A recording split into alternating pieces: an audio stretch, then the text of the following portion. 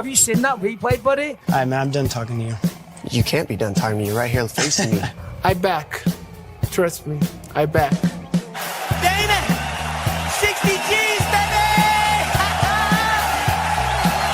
But I'm not impressed by your performance. It's normal. Come on, guys. It's normal.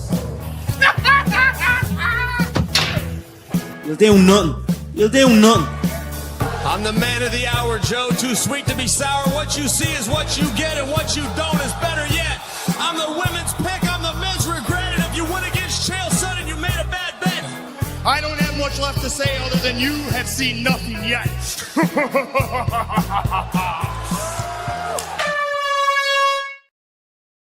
What's happening, Fight Week Show fans, Fight Week Show people? Then we are back with another episode of the preview of this Vancouver card. And yes, I'm riding solo today. I'm riding solo on this card.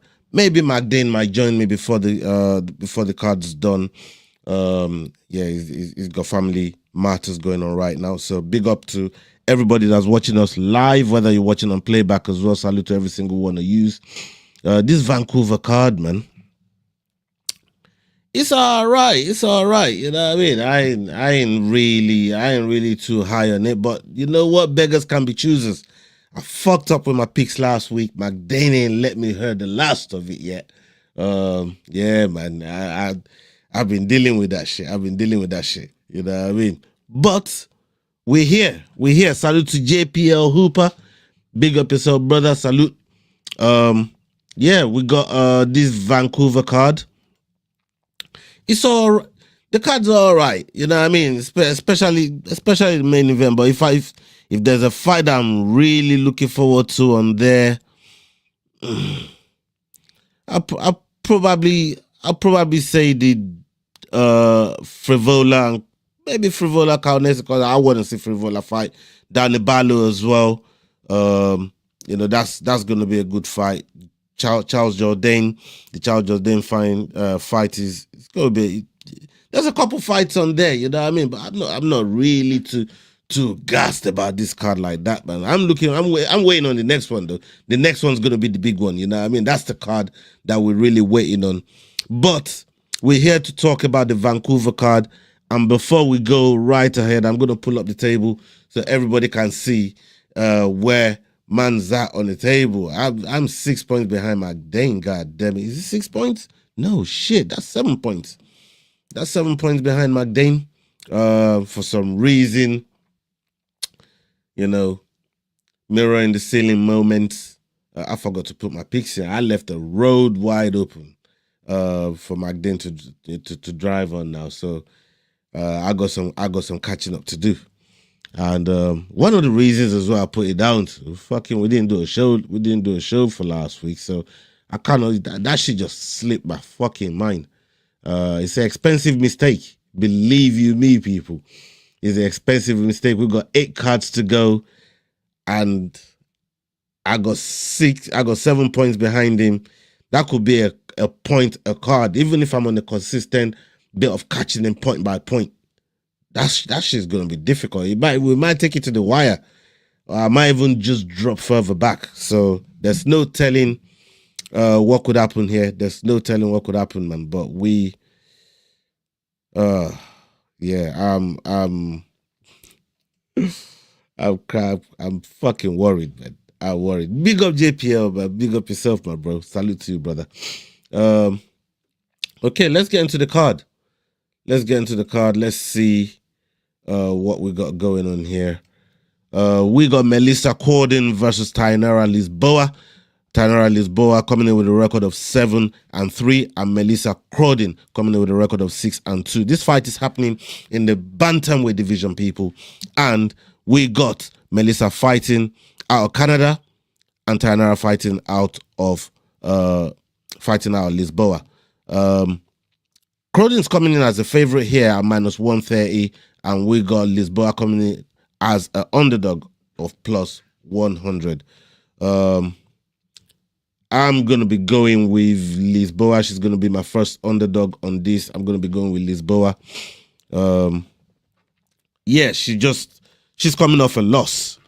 to Luana Santos, and you know the tear that Luana Santos is been on. She's been on a tear. You know what I mean? But when you look at some of the other wins in the UFC that Lisboa has had, they're not bad wins. You know, you got a win against Jessica Rose Clark, but that Jessica Rose, well, she was on her way out. You know what I mean? And she got a horrible record coming in, and then she beat Ravina Oliveira. You know, on her debut, she coming in with a record of 7-1. So Lisboa can do it, but running into Luana Santos and losing, I don't think is a bad thing. The only problem that Crodin's got right now, is she got to make a debut in front of a home crowd. That's a big thing, man. You know what I mean? I think that's a big situation for Melissa Crodin to have to make a debut, you know, on home soil with the expectations that comes with it. So yeah, we'll see, but I'm going to be going with Tainara Lisboa. All right, let's move on to the next one on the docket, people. Next one on the docket, we've got Azama Bekoev versus Yusri Belgadri. Jesus Christ. That name there, yeah, I'm worried I butchered that, man. But we move on from that. Yusri coming in with a record of 8-3, and we got Azama Bekoev coming in with a record of 20-3. Azama fighting out of Russia, and we got Yusri fighting out of the Netherlands. This fight is happening in the middleweight division. The odds for this one is Azamat with -310 and Yusri with +230. And right off the back, I'm going for Azamat. I'm going to be going for Azamat to get this one done, and that's just down to experience. 20-3. You know, it's nothing to be sniffed at. On a very, very good run in the UFC. You know, he's won a couple fights coming into the UFC, and he's pulled off from LFA as well. And Yusri, you know, it's not bad coming off a Contender Series with a knockout. So you can expect some good back and forth here. But for me, I see Bekoev getting this done, man. Bekoev got some good power as well. I think Bekoev can get this done. Yeah. Okay. Let's move on to the next one on the docket. We got Stephanie Luciano versus Ravina Oliveira. Ravina Oliveira coming in with a record of 7-2, 1-0 contest, and Stephanie Luciano coming in with a record of 6-2, 1-0 contest. Stephanie Luciano fighting out of Brazil, and Oliveira also fighting out of Brazil. Both of these ladies are fighting out of Brazil, and this fight is happening in the strawweight division.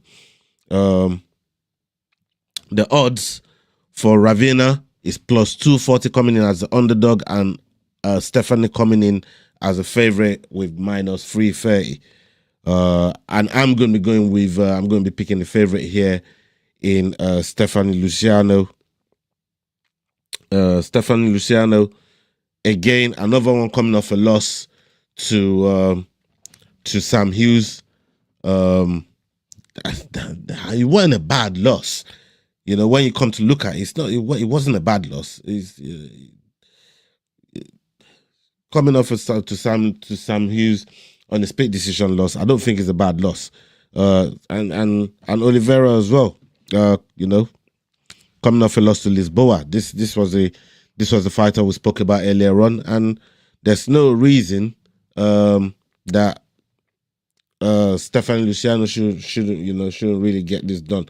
I feel she got the more skill set and can really eke out a decision. I mean, losing by split decision is a dread one, but for that loss, she hasn't lost. You know what I mean? In her last 5 fights. So yeah, I'm going to give her a chance here to get back on the winning track, and let's see what she does on this Vancouver card against Oliveira. All right, let's move on to the next one. We got Carl Prepolek versus Drew Dober. This fight is happening in the lightweight division, people. Drew Dober coming in with a record of 27-15, and Kyle Prepolek coming in with a record of 18-8. Prepolek fighting out of Canada, and we got Drew Dober fighting out of the USA. Like I said, this fight is happening in the lightweight division. The odds for this one, Drew Dober, we got Drew Dober coming in as heavy favorite. Well, I don't want to say heavy favorite, but it's quite favorite at minus 530. And Prepolek with the odds of plus 360 in this fight. I don't know how you guys are feeling, but Drew Dober, the dread thing for Drew Dober right now is he keeps getting knocked the fuck out, man. You know what I mean? Like, how the last he's on a 3-fight skid as well. But Prepolek is a perfect candidate to get back on the winning ways for somebody like a Drew Dober. And I felt they fed Prepolek to BSD in the last fight. And the BSD made quick work of him. You know, in that fight a few months ago, 5 months ago, you know, I think Drew Dober needs this win more than Prepolek. Coming in here into this fight on a 3-fight skid. I think he's teetering. You know what I mean? He's on the verge of getting caught. If he carries on, he's on the verge of getting caught, man. So we're gonna go with Drew Dober here to try and get back on the winning track and get back in winning ways, because otherwise I think one loss here especially to somebody like a Prepolek, I think that will see Drew Dober caught. So yeah, we're gonna go on to the next one on the card. This one's gonna be a quick pick, not much analysis on here for you guys. We're gonna go the Danny Barlow versus Jordan Santos. This fight is happening in the welterweight division, and Danny Barlow coming in with a record of 9-1. Santos coming in with a record of 10-2. Santos fighting out of Brazil, and we got Danny Barlow fighting out of the USA. Danny Barlow coming in with the odds of minus 330, and we got Santos on a plus 250. This fight is happening in the middleweight division, as I said earlier on. And for me, like I said, there's not going to be much breakdown on this. I'm going Danny Barlow. I think Danny Barlow goes in there, sparks him out. This ain't going to be much of too much going back and forth. I think Danny Barlow, and Danny Barlow's moved up as well. He's moved up from 170. He was fighting at 170. But yeah, he's moved up to 185 for this fight. And I think it'll suit him. He's got the frame for it. He's definitely got the power that I think is big enough to translate into the middleweight division. So yeah, I'm gonna be going with Danny Barlow on this one to spark out Jordan Santos. All right, let's go on to the next one on the card. We got Bruno Silva versus Hyun-Sung Park. Hyun-Sung Park coming in with a record of 10-1, and Bruno Silva with a record of 14-7. 2-0 contest. This fight is happening in the flyweight division, and we got Park fighting out of South Korea and Bruno Silva fighting out of Brazil. Bruno Silva coming in with the odds of plus 200, which makes him the underdog, and we got Park here as a favorite at minus 260. Again, Park for me, some of the work that you see him do on the road to UFC, he's done some good work, but obviously he's coming off a loss to Taira, and Taira is no schmuck. But Park, I feel, is capable of choking any fighter out, knocking any of these fighters out, man. He's got the power. I want to for flyweight. He definitely got power, man. He's one of the flyweights that I really give respect to when it comes to power. and delivering it. So for me, I'm gonna go with Park on this one. Let's get onto the next one. We got Charles Air Jordan versus David Grant.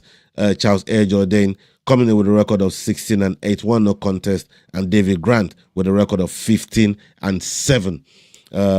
This fight is happening in the bantamweight division. Jordan has come down from a 45. We know Jordan used to compete at 45, but he's going to be competing here as a bantamweight, and that's one of the scariest part of this. But I'm going to finish the tail of the tape. We got David Grant fighting out of the United Kingdom, and Charles Jordan fighting out of Canada. Jordan coming in as a favorite here at -180, and David Grant with underdog of +140. I'm going to be picking David Grant here. For me, I think the odds showed a little respect. They showed a little respect, but we got to think Jordan cutting down to 135. How much of a bad cut is it going to be for him? He's going to be fighting in front of the home crowd as well. He's going to be fighting in front of the home crowd as well. So you got to look at it as that. You got to look at it as that. It's a lot of pressure. Plus, he's going to be cutting a lot of weight. He's going to be cutting a lot of weight to come down to 135. That's 10 pounds. That's 10 pounds. I don't know how that's going to translate for Jordan. We're going to see, but I think David Grant on his day could fight a lot of these bantamweights. So and Jordan not really being a bantamweight. I don't know how he's going to feel coming in into the cage as a at 135, considering he's fought at 145 for quite extended period of time. So we'll see. But I'm going with David Grant. That's going to be my second underdog of the night. And we go to the next one on the docket. We go to Carl Nelson versus Matt Frivola. Matt Frivola coming in with a record of 11-5, 1 no contest, and Carl Nelson with a record of 16-6. Nelson fighting out of Canada, and we got Matt Frivola fighting out of the USA. This fight is happening in the lightweight division.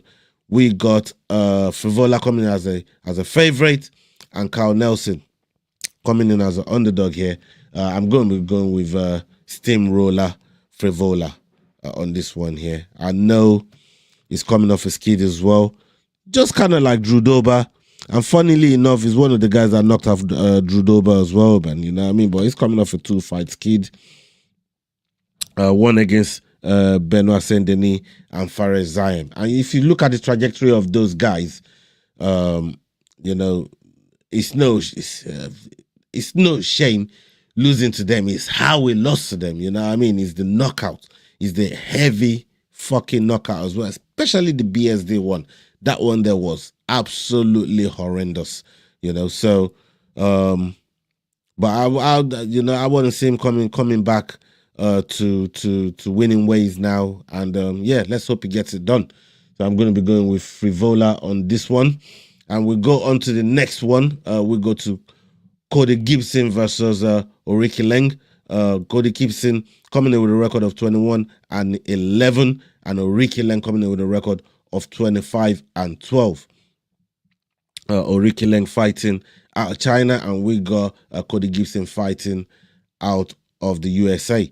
Cody Gibson coming in as a favorite here at -160, and we got Oriki Leng coming in coming in as an underdog at +130. This fight is happening in the bantamweight division as well.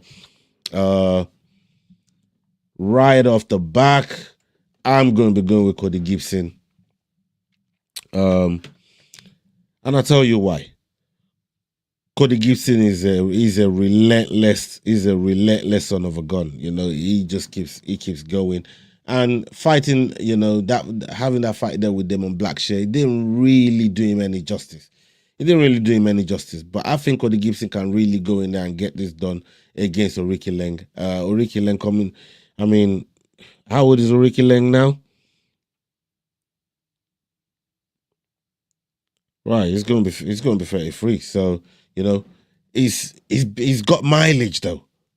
That's the thing. That's the thing with Oriki Leng, man. He's got mileage, 25 and 12. And he's just one of those fighters you don't know what you're gonna get from. Sometimes you get a win, lose, win, draw, win, lose. You know, so I think I'm gonna give Cody Gibson a chance here to go and get this done. And I see a 29-28 decision. Yeah, I'm gonna go for 29-28 decision here for Cody Gibson. So if you guys want to put some change on a over 2.5 rounds, I think that's a good shout for that actual bout. I'm gonna be putting some coins on that. Okay, we got Manon Fiorot versus Jasmine Jasudavicius. Jasmine Jasudavicius coming in with a record of 14-3, and Manon Fiorot coming in with a record of 12-2. Manon fighting out of France, and we got Jasmine fighting out of Canada. This fight is happening in the flyweight division, and Jasmine coming with as a plus 200 underdog, and Manon Fiorot coming in as a plus 260 favorite. For me, I'm gonna be going with Jasmine here, man. I mean, it's crazy not to go with Jasmine here as an underdog. Matter of fact, I'm gonna give you right now. She's gonna be my dog of the week as well, man. Picking her as my dog of the week right off the back.